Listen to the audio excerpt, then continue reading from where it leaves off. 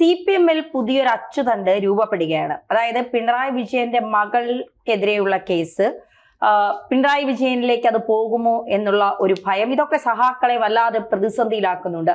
ഇനിയും പിണറായി വിജയനെ മുൻനിർത്തി പാർട്ടി നയിച്ചാൽ 2029 തിരഞ്ഞെടുപ്പിൽ പാർട്ടിക്ക് ഇതിലും വലിയ പരാജയം നേരിടേണ്ടി വരുമോ എന്ന ഭയം പാർട്ടിയെ സ്നേഹിക്കുന്ന നല്ലവരായ അണികൾക്കുണ്ട് എന്നുള്ളതാണ് യാഥാർത്ഥ്യം. അതുകൊണ്ട് പിണറായി വിജയൻ നയിക്കാൻ ഇനി വേണ്ട എന്ന തരത്തിലേക്ക് പാർട്ടി നീങ്ങി തുടങ്ങിയോ എന്നൊരു സംശയം. അത് ശരിയാണോ മാഷേ? തീർച്ചയായിട്ടും അങ്ങനെ വേണം കരുതാൻ. കാരണം CPM-ൽ ഒരു രക്ഷാദൗത്യം തുടങ്ങിയിരിക്കുന്നു. ആ രക്ഷാദൗത്യത്തിൻ്റെ ഒരു പ്രശ്നം അണികളോട് പറഞ്ഞു, നമ്മൾ എങ്ങനെ തോറ്റു എന്നതിന് നിങ്ങൾ കണ്ടെത്തുന്ന കാരണങ്ങൾ ധീരമായി പറഞ്ഞുകൊള്ളുക, തുറന്നു പറഞ്ഞോളൂ, നിർഭയമായി പറഞ്ഞോളൂ. ആ പറയുമ്പോൾ തന്നെ ഒരു അപകടമുണ്ട്. ഇതുവരെ ഇവർ ഈ പറയുന്ന ഉൾപാർട്ടി ജനാധിപത്യം ഒന്നും ഉണ്ടായിരുന്നില്ല എന്നർത്ഥം. മിണ്ടാൻ ഭയമായിരുന്നു എന്നർത്ഥം. സംസ്ഥാന സെക്രട്ടേറിയറ്റിന് കൂടിയിരുന്നത് എങ്ങനെയാണെന്ന് അറിയാം. സംസ്ഥാന സെക്രട്ടേറിയറ്റ് കൂടുന്നത് ഒരാൾ വരാനുണ്ട്, അന്തിക്രിസ്തു എന്ന് പറയും പോലെ പിണറായി വിജയൻ അതിൽ എപ്പോഴെങ്കിലും ഒന്ന് 2 ദിവസത്തേക്കൊക്കെ വെക്കുക. ഈ 2 ദിവസം ഇവർ ചായയും പഠിച്ച് പുട്ടടിച്ച് ഇരുന്ന് തമാശ പറയും. എന്തിന്? ഗോതോ വരാനുണ്ട്, അദ്ദേഹം വന്നിട്ട് എന്താണോ അതാണ് തീരുമാനം. അത് അപ്പം മിനിറ്റ്സ് എഴുതി പിരിഞ്ഞു. ഇങ്ങനെ ആയിരുന്നൊരു കാലമുണ്ട്. അതുകൊണ്ട് ഇത്രയും കാലം ഉൾപാർട്ടി ജനാധിപത്യം ഉണ്ടായിരുന്നില്ല എന്ന അർത്ഥമുണ്ട്. പക്ഷേ ഇപ്പൊ സംഭവിച്ചത് എന്താണെന്നറിയോ?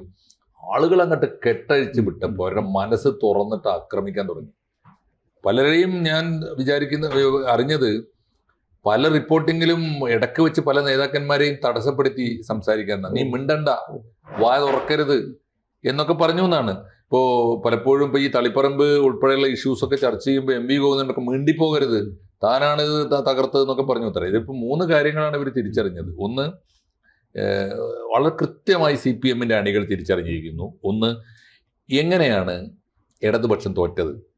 നമുക്കും അവർക്കും കൃത്യമായിട്ട് അറിയാവുന്ന, പണ്ട് CPM-കാർ ന്യായീകരണ തൊഴിലാളികൾ ഒരിക്കലും പറയാത്തതുമായൊരു കാര്യം ഇപ്പോൾ പതുക്കെ മീൻസ് പരക്കെ സ്വകാര്യമായും പരസ്യമായും സമ്മതിച്ചിരിക്കുന്നു.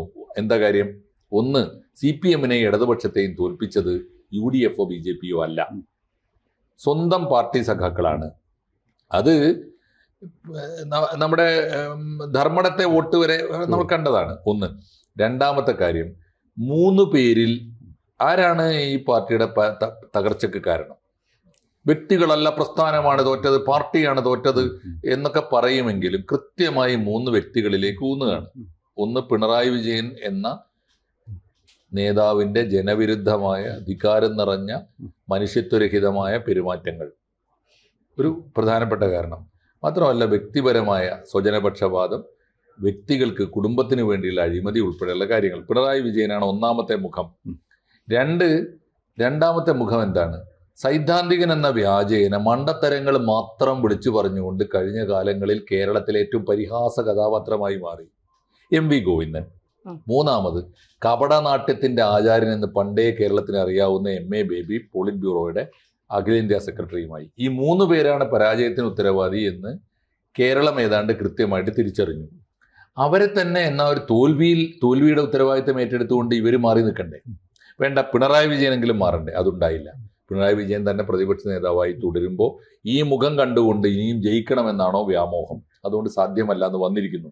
അപ്പോൾ ഈ റിപ്പോർട്ടിംഗ് പൂർത്തിയായപ്പോൾ വളരെ കൃത്യമായ ഒരു പുതിയ അച്ചുതണ്ട് വന്നിരിക്കും. ഇത് വളരെ എങ്ങോട്ടാണ് പോക്ക് എന്ന് ആദ്യം തിരിച്ചറിഞ്ഞ ബുദ്ധിജീവികളായിരിക്കുമല്ലോ.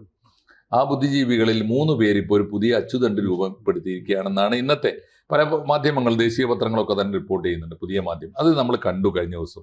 അതിൽ ഏറ്റവും ബുദ്ധിമാനായ ഒരാൾ തോമസ് ഐസക്കാണ്. സമർത്ഥമായിട്ട് തോമസ് ഐസക്ക് ഇപ്പോൾ അതിന് അവസരം കിട്ടിയത് EMS സെമിനാർ നടന്നു മലപ്പുറത്ത് അരീക്കോട്ട്. EMS-ന്റെ പേരിൽ എല്ലാ കൊല്ലവും EMS-ന്റെ ജന്മദിനത്തിൽ ഒരു സെമിനാർ നടക്കുവിടെ. അപ്പോൾ അരീക്കോട്ട് നടന്ന സെമിനാറിൽ ഇവരൊക്കെ പോയി. പറയാനുള്ളത് അവിടെ കൃത്യമായി, സെമിനാറാണല്ലോ, പറയാമല്ലോ. തോമസ് ഐസക്ക് പറഞ്ഞു, നമ്മൾ നല്ലവരായാൽ മാത്രം പോരാ, നല്ലവരാണെന്ന് ജനങ്ങൾക്ക് തോന്നുക കൂടി വേണം. ആരോട്?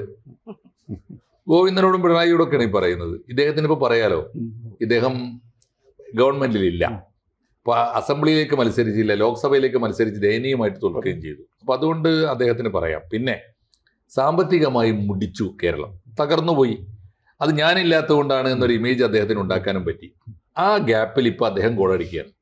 ഇനി ഞാനേ ഉള്ളൂ, ഞാൻ നല്ലവനാണെന്ന് മാത്രമല്ല നല്ലതാണെന്ന് നിങ്ങൾക്കിപ്പോ ബോധ്യവുമില്ലേ എന്നാണ് ആ ചോദ്യത്തിന്റെ അർത്ഥം. ഒന്ന്, ഇത് കണ്ടറിഞ്ഞു അടുത്ത ബുദ്ധിജീവി ദേശാഭിമാനിയുടെ ചീഫ് എഡിറ്ററൊക്കെ ആയിരുന്ന റെസിഡന്റ് എഡിറ്ററൊക്കെ ആയിരുന്ന പി രാജീവാണ്, നമ്മുടെ വ്യവസായ മന്ത്രി. പി രാജീവിന്റെ ഊഴമായിരുന്നു അടുത്ത പ്രസംഗം. പി രാജീവ് പറഞ്ഞു, എവിടെയാണ് നമുക്ക് പിഴക്കാത്തത്?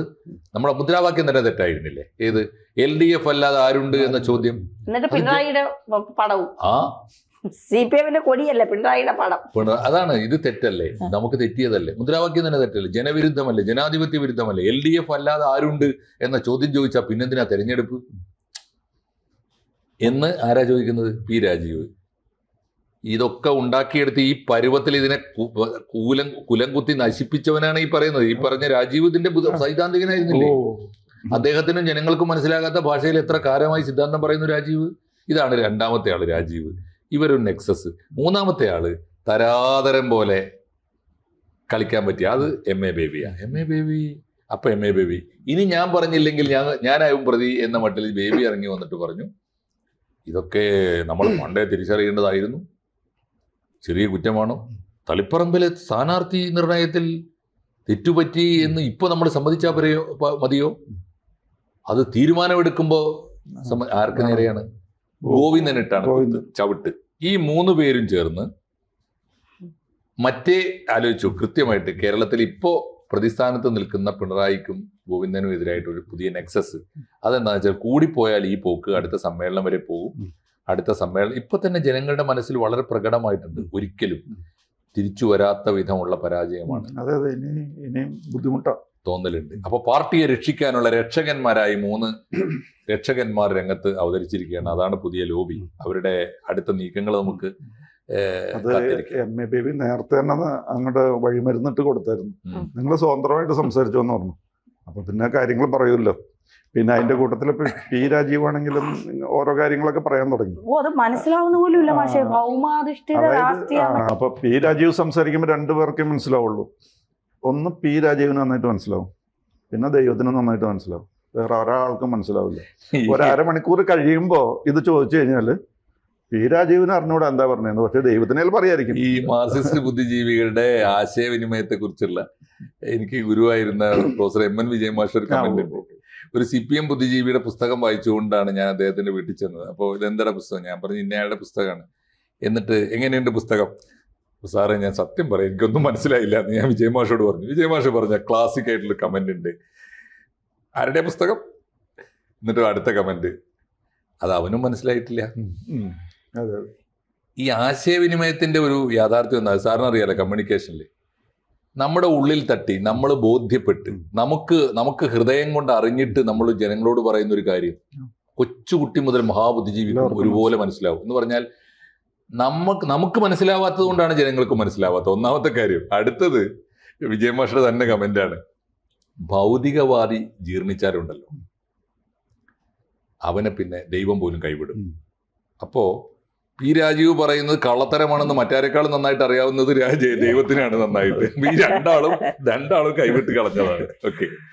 അപ്പൊ രാജീവ് സംസാരിക്കുമ്പോ അദ്ദേഹത്തിന് ഒറ്റ ലക്ഷ്യമേ ഉള്ളൂ, ആൾക്കാർക്ക് മനസ്സിലാകരുത്. എന്താ കാര്യം എന്താണെന്ന് വെച്ച് കഴിഞ്ഞാൽ ഒരുപാട് പ്രശ്നങ്ങൾ ഉണ്ടാകുന്നത് സംസാരിക്കുമ്പോഴാണ്. സംസാരിക്കുന്നത് ആൾക്കാർ മനസ്സിലാവണം. പിന്നെ അതിനെപ്പറ്റി പല പ്രശ്നങ്ങളുണ്ടാവും. മനസ്സിലായില്ലെങ്കിൽ ഒരു പ്രശ്നവുമില്ല. മാത്രമല്ല ഒന്നും മനസ്സിലാകാതാകുമ്പോ അണികൾ വിചാരിക്കും ഇയാൾ ഭയങ്കര ബുദ്ധിജീവിയാണ്. ഇത്രയും ഈ തലയ്ക്കകത്ത് ഇത്രയും ബുദ്ധി എങ്ങനെ ഉണ്ടാവും? അദ്ദേഹം പറയണ ഇതുവരെ ഒന്നും അവർക്ക് മനസ്സിലായിട്ടില്ല.